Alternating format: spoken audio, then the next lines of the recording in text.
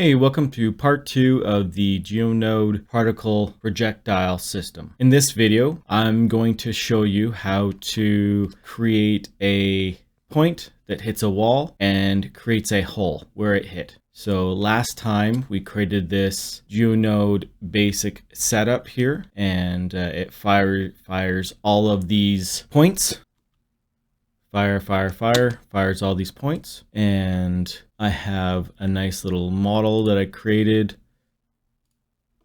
Something that looks like a blaster.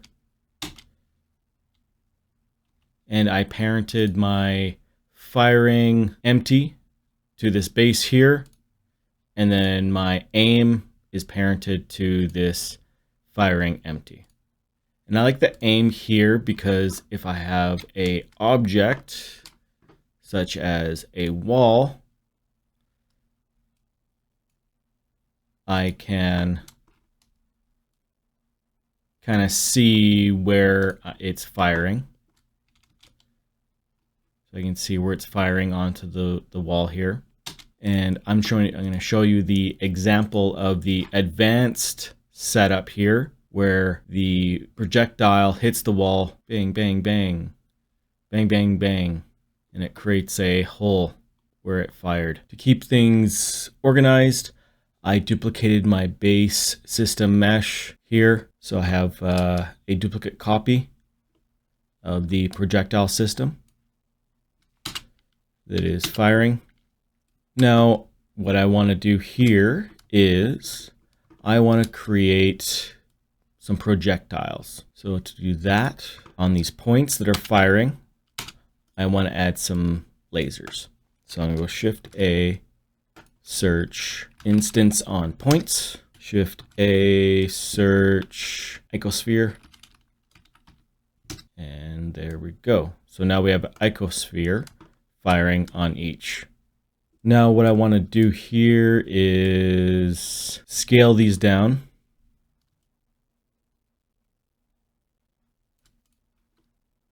And then on the Y, I want to scale them up and up the subdivisions.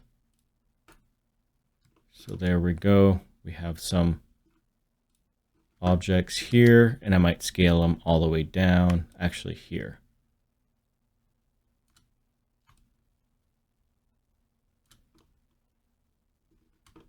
So you can see that. Now you can also see that they are actually not lining up with the direction that this has been firing at. So to fix that, we're going to go Shift A, search align rotation to vector, and that we are on the Z because I only want that instance to rotate along the Z towards a vector, and the vector we want to use is this shooting vector. Shift D there, and then we have that. But I want the pivot is on auto, and I want to be on the Z, the pivot along the Z axis, but I'm going to keep it on auto. So now right now we have these projectiles shooting out, and they're aligning to the shooting vector. So we have this going on. I want to create the cutters that cut through the wall where the projectile is hit. What I'm going to do is duplicate this, Shift D, attach this to this, because this is my main trigger here. And then on this part here, we are going to add a second store named attribute. Shift D, and this store named attribute vector is going to be hit T.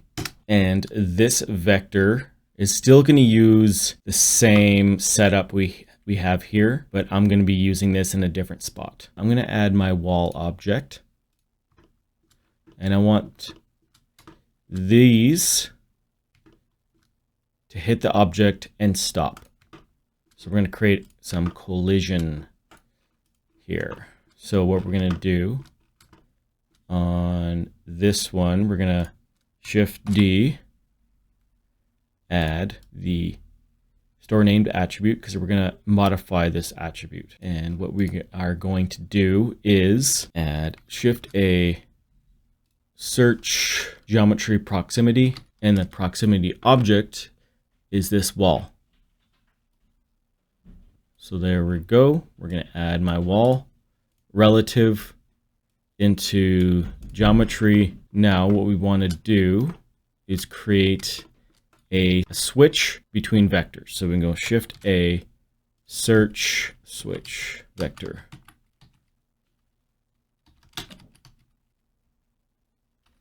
Let's go switch. And change from geometry to vector. So we're going to use the distance, compare. And the compareness is if the distance between that point and this wall is less than amount, then this switch boolean will be true or false. So when you say less than, sure, that value, and then we are going to feed that into there. So what is the true and false value? So if it hits, it needs to be 0. If it's true, it needs to be, so if it's true, actually, if it's true, if it does hit, we want it to be 0, 0, 0. So we want it to stop. If it's false, we want it to continue on moving. So what I'm going to do is just isolate this part here. Now you can see nothing is happening because I need to up this part right here.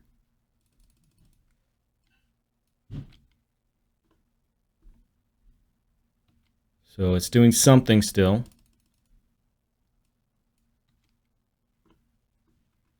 Now you can see that it's doing something, but not exactly what we want it to do. And that is the nature of the simulation zone, because this vector is firing every 3 meters per frame. And this wall object are at different spots, and this is moving. So what we want to do is a little trick on this scale parameter here for making it go slower or faster. Actually, if we made this, say, only on 1, it's going to be hitting a lot better. So you can see it's working a lot better. And then if we reduce 0.3,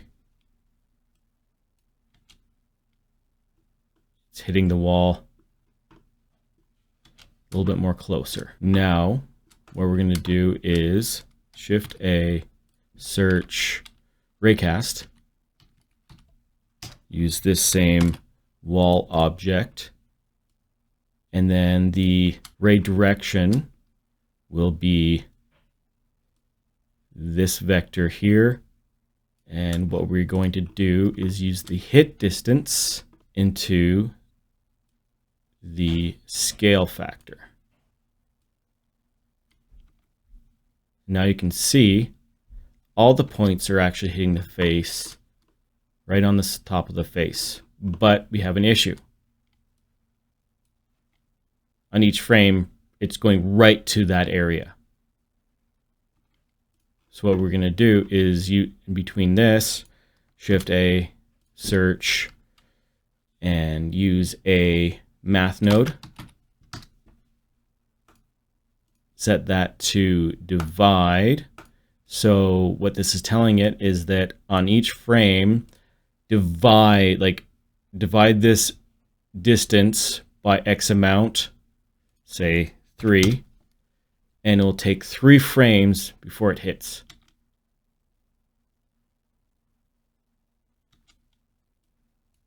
And so we can say we want 4 frames.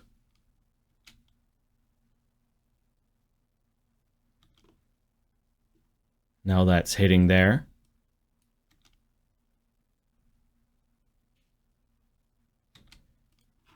Now what we're going to do is exit that. So now we have some points where our projectile has hit. Now what we're going to go and do is instance some cylinders on those points. And those are going to be our cutters for this wall. Shift A, search instance on points. Shift A, search cylinder, and the radius can be smaller. Can match the radius of this, 0.18, 0.18.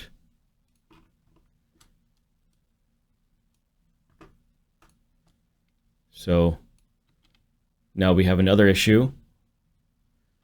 We want this cylinder to line up with the same value, actually same rotation as the projectile. Now we're going to do the same thing with here. Shift D. And then instead of the shoot vector, we're going to use this hit T vector, because we are not modifying that hit vector with this geometry node simulation area here. So it's always going to point in the same direction regardless. So we're going to go and change that to hit T. Then we want to go back, reset it, and change that to Z. There we go. Since this object was oriented before we went into the instances, so you can see this object here. So I had to change the pivot point to rotate along the Z, but at a certain area. So I'm not explaining that very well, but if you're not getting the result you want, play around with the axes. So right now, as I'm shooting,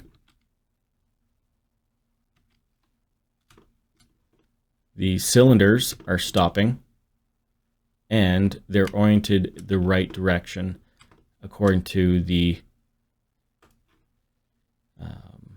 projectile. Now what we want to do is cut this wall with these cubes. So we're going to go Shift A, search mesh boolean,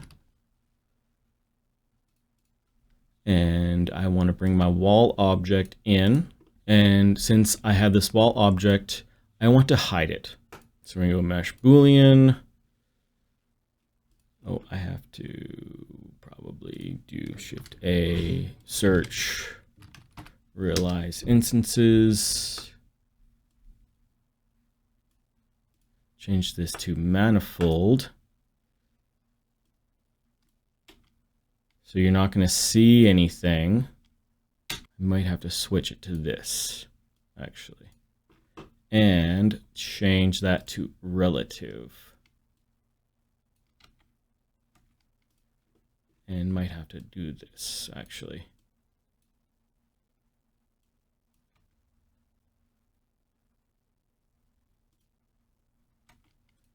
Actually, I stand corrected because we're cutting the cylinder, so I have to go backward.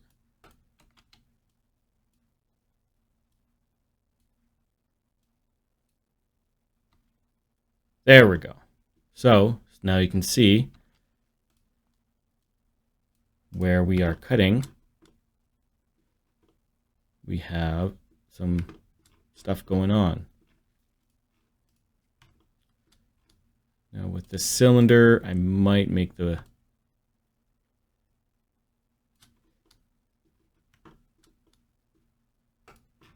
want to make sure everything is set to relative.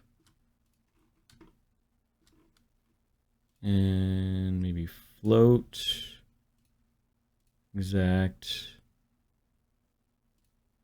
Let's try manifold.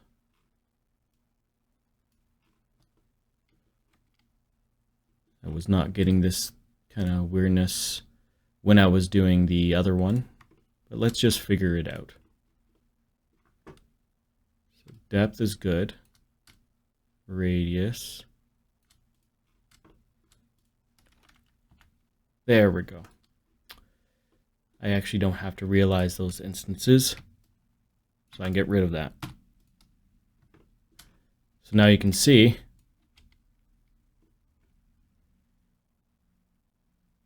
it's cutting through the wall. And then if I don't hide that, it's covering up that. And I've often wondered, why am I not seeing the cutting? You have to hide this original object because it's already added together here in this GeoNode setup.